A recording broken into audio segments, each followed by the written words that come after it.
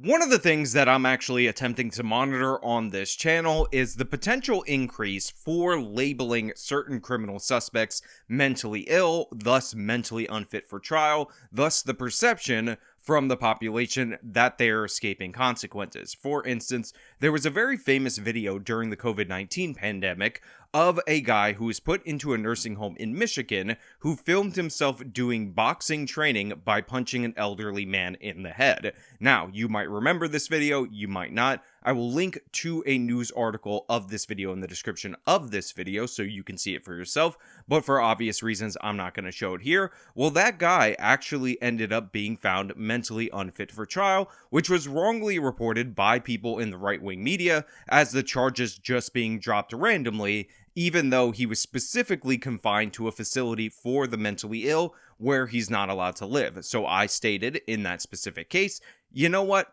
I'm fine with it. I'm actually okay with that guy who seems like he had a bunch of screws loose being confined to a psych ward rather than being put on trial and the whole argument related to that. However, we're also seeing that even when certain people who are not mentally ill enough to be deemed unfit go to trial, a trend of woke juries, if you want to call them that, deciding not to convict on obvious charges. And a perfect example of this is the story we're going to talk about today, which is a San Bernardino sheriff's deputy who was attacked by a man. It's on video, and yet it appears that the jury just refused to convict. Now, there was actually some really good lawyering in this case with one particular charge, so I have to give credit where credit is due, but as I break down this case, what was charged and what was ultimately not convicted, you'll realize that there is definitely something suspicious going on with certain juries in the United States of America. But before we get into that, this video is sponsored, so let me toss it for the ad read, then I'm going to come back over here and you want to stay tuned for what's on the other side. Before going out and spending a ton of money on expensive anti-aging creams and or serums,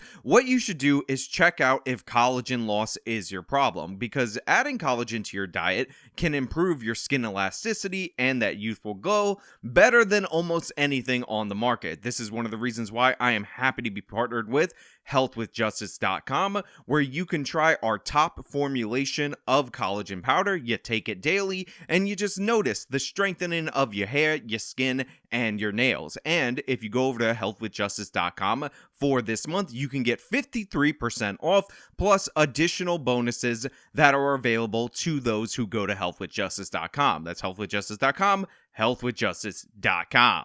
It just feels a little sideways. Despite strong video evidence, a jury acquitted a man accused of beating and shooting at a San Bernardino County Sheriff deputy back in 2019. Now, they opened this news segment by showing you some of the video in the background. Now, I'm going to have to redact huge portions of it due to the fact that YouTube will age restrict this video, then they'll suppress this video, but I've linked the entire local news segment, which has these clips in the description of this video if you want to check them out. But for my podcast listeners, for all of you, I will say it is a video of the suspect beating the female deputy in question and what should be an open and shut, clear and obvious case that should prove him guilty. A former San Bernardino County Sheriff's deputy is shocked after a jury acquitted the man charged with her attempted murder. Our Inland Empire Bureau Chief Rob McMillan has more on the defense's claim that she wasn't lawfully performing her duties prior to the attack. At first glance, the video might seem crystal clear. A suspect punching a San Bernardino County Sheriff's deputy several times, stealing her gun, and then firing as she runs away from him. However, a jury has found Ari Young not guilty of both attempted murder and assault with a firearm on a peace officer. The jury apparently didn't even have enough evidence to find him guilty of resisting arrest, battery on a peace officer, or even for removing the firearm. On those charges, the jury hung. Now, I left in the portion of the video where this suspect was in fact firing the gun after the police officer, the sheriff's deputy, ended up fleeing the situation after he punched her in the face repeatedly and clearly and obviously on video assaulted her, because I think it's crucial for you guys to understand the angle that they had, how clear and obvious this was that this person did in fact do this, and hear all the charges that were either not guilty convictions or hear the charges that resulted in a hung jury, which clearly and obviously makes me think that something is wrong, something is dangerous, something is afoot here, because We have overwhelming evidence that this man he did commit the crime, and for them to not even secure a conviction on him taking the firearm from the officer, completely unacceptable in any circumstance related to this case, and then nothing. It's a hung jury. What was your first reaction when you got that news? Disbelief. Megan McCarthy suffered several injuries in the attack. It happened on September 4, 2019. McCarthy responding to a 911 call about a domestic disturbance at a home in Victorville involving Ari Young, who experts say suffers from schizophrenia. I will give the caveat that some people looking at this case, some people looking at this video, could easily come to a different conclusion. For instance, if you're Rayshad Ritchie and you're looking at this case and you see a woman being beaten by a black man, you might think that this woman is in fact a Karen and thus deserved what she got. Full background on this Karen. The Karenicity is unbelievable. Put up the picture. We got her name, where she works, her boss. And she should probably have her husband doxxed and her employer doxxed so that she can no longer have a job. That's probably where you are if you're Rayshad Ritchie. If you're Emma Vigeland, you might think that this woman was just fake crying, fake calling for help. This wasn't an urgent situation. What was your first reaction when you got that news? Disbelief. But yeah, I mean, the white woman fake crying thing, I could do it too, but and then you just turn it off. It's convenient.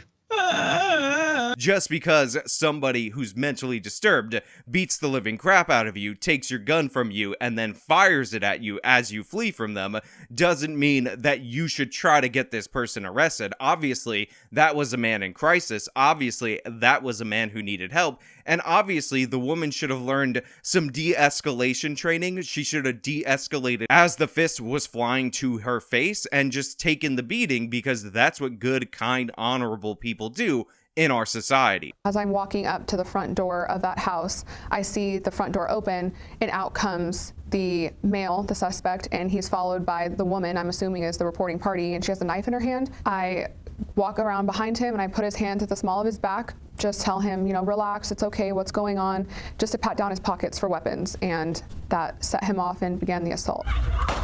I turn and I run for the nearest cover I can find, which happened to be a bush, and I hear a gunshot go off, and I knew he was shooting at me. So the scenario goes like this. They call the police because their schizophrenic relative, and again, it is a serious mental illness, it does have consequences and all of that, is running amok in the household. It's so bad that the woman who called 911 is actually wielding a knife because she believes that this person is a dangerous individual. And just like the prophecy foretold, it was fulfilled. And when this officer shows up to the scene and she tries to detain the suspect to question further, he completely goes off, starts beating her, starts viciously attacking her, obviously bruising her up. Then he takes her gun to, again, just prove how dangerous he is, and fires upon her as she flees. And you can actually hear her calling for help. You can hear other people shouting, trying to get some kind of assistance. And it should be the most obvious case of somebody attacking a police officer. If you want to say, sure, fine, whatever, the guy was in a mental health crisis, then he should have been deemed unfit for trial and moved to a facility where he could be incarcerated for treatment. But that's not what happened. They said that this guy was sane enough for trial, and yet he was found not guilty. That's when other deputies respond, shoot the suspect, and take him into custody. A good portion of the incident caught on camera. Now, the other deputies respond, they do shoot this person. Now, some people, by the way, on the internet.com will label this the shooting of an unarmed black man in mental health crisis, because at the beginning of the interaction, he actually was unarmed. I mean, he eventually armed himself with the cop's gun, but as we've been told time and time again, that doesn't count. That doesn't mean anything. If you're actively trying to arm yourself with the cop's gun, it probably means that you don't mean any harm or anything like that. Please ignore the fact that he was just blindly firing. No big deal, even though it's caught on video. So some people would automatically presume that he's the victim in this scenario because the police dared shoot somebody who was holding a gun and firing it wildly in a neighborhood after beating up a cop and then taking the gun from her. I mean, honestly, had we checked on whether or not he was actually trying to feed his family, I mean, they called 911 on him. One member of his family appeared to be wielding a knife to defend herself against him, but for all we know, for all we can tell, this man was in crisis, but also trying to feed 4 starving children in his area, trying to feed his family. What a great guy. What a stunning and brave individual. It does look bad when you look at it at first glance. But defense attorney Raj Maleen says because of the location of the bush where the deputy said she ran to get away, he argued that the suspect was not shooting at her. We know exactly where she went, which was due south, and we know where he fired because there's a bullet hole in the garage, which shows he fired northeast, exactly in the direction he was walking, which is completely opposite of where she was. So by the way, even though I think that this case is absolutely ridiculous and absurd, the idea that this guy didn't get convicted of assault makes no sense at all. The idea that he didn't even get convicted of taking the officer's gun, absolute insanity. A hung jury, you couldn't figure that one out. Obviously, that is incredibly dubious, but I will say this point I actually think is quite clever. I think this is good lawyering, and as somebody who is interested in the criminal justice system, and not just because I want the outcomes that I want, but when it's functioning properly, I gotta give credit where credit is due. That is an excellent defense, that this person is just erratic. Essentially, he's making the argument that this guy is so bad at attempted murder that you can't even call it attempted murder. So I actually do understand a well-argued point like that being able to convince a jury. That being said, the main issue that I have, the primary issue that I have, is the fact that we have this interaction on video, and the only thing the video was good for was for helping him beat one of the charges. He is beating this woman on video. She's screaming for help. She has the bruises. He attacked her. The 911 call is legitimate. This guy was going absolutely crazy. Again, to the point where the woman in the house who ended up calling 911 was wielding a knife in order to defend herself. And yet, we're just allowing this to be a thing. We're not questioning the jury. We're not examining it. Remember what the left wing says time and time again about how we need to artificially change the composition of the jury for better outcomes. I would be fascinated if this local news report actually went in and told us who was on the jury, what was the makeup of this, who signed off on this beating and said, I can't even make a decision on some of the charges, but the ones we can make a decision on, totally not guilty. I mean, he's on video taking the police officer's gun. You can see it clear as day. He didn't have a gun. Then he had possession of the officer's gun, so we didn't even need the video to know that that happened. But you know what? You know what we're going to say? We're going to make the case that we can't even decide whether or not he's guilty of taking that firearm. But what about the other charges? Resisting arrest, removing the firearm, and battery on a peace officer. Well, to find someone guilty of those crimes, the law says the person being assaulted had to be lawfully performing their duties. While it might sound like just a technicality to some, Maleen argues the deputy did not have reasonable suspicion. The jury instruction that the court read to the jury basically says if you want to detain somebody, you have to have a reasonable suspicion that they're involved in criminal activity. And in this case, the issue was the initial detention of Mr. Young legal? If it's not, then he's not guilty. No matter, he could punch her 100 times and it wouldn't matter. I was called to that house. I see a situation where there's a woman in such fear of her life. She is armed with a knife. I have every right to believe that maybe he has a weapon. Now, to me, again, this could be down to clever lawyering, but honestly, I think we're in a situation where the jury is being absolutely absurd. She's called to the scenario. It's a domestic scenario. Obviously, there is reasonable suspicion, which is a way lower standard than probable cause, to detain and search this individual. And again, the violent assault on her as she's responding to a call should clearly and obviously be assault on a peace officer. On top of that, even if you're not going to go with the enhancement of assault on a police officer or a peace officer, you should probably, and call me crazy, charge him with assault. This idea, he could punch her 100 times, but if you can argue whether or not he should have been detained, even though, let's be clear about this, he definitely should have been detained, probably arrested for sure, probably should have been in a mental ward, obviously a dangerous individual. That's why 911 was called. Ari Young was found guilty of negligent discharge of a firearm, and because he'd already been behind bars long enough to serve that sentence, was set free. This idea that you can't detain somebody briefly as you search them on a domestic violence call is insane, or the idea that if you are being detained, the potential reasonable response is to beat the ever-loving crap out of a female officer, also just garbage logic. Now, he was in fact convicted, I think I said the opposite earlier, of a negligent discharge for a firearm. However, the sentence for that, because he was in jail awaiting trial, was nothing beyond what he served while in jail awaiting trial. As for McCarthy, she medically retired from the department last year. I can only do what I can do. I'm a human being.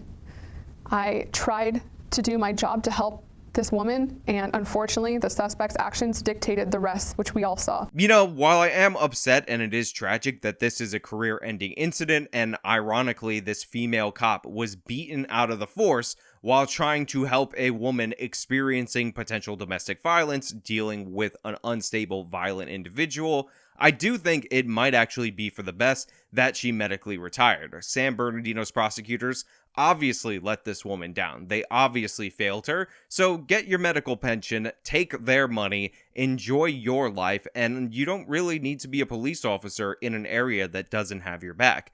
As these stories progress, as these kind of things tend to happen time and time again, what we're seeing is a thinning out of the future recruitment classes of law enforcement. So we have less people applying, so we have lower quality people being selected because you have a much smaller pool, while at the same time, experienced officers who understand where this is going are retiring. They are leaving the force. People talk about how, oh, we didn't really defund the police. We pulled back funding for a while, but don't worry, we restored it later. But the thing is, when you did that, when you canceled recruiting classes, when officers retired, restoring the dollar amount back to where it was previously, even increasing it from where it was previously, does not undo the damage. You set the tone with these left-wing policies. You set the tone with cases like this, with arguments like this, which, aside from the attempted murder charge, which I actually think was incredibly clever, is nonsensical. Obviously, this was a lawful detainment. Obviously, there was reasonable suspicion. Obviously, viciously attacking a woman and taking her firearm on video should lead to a conviction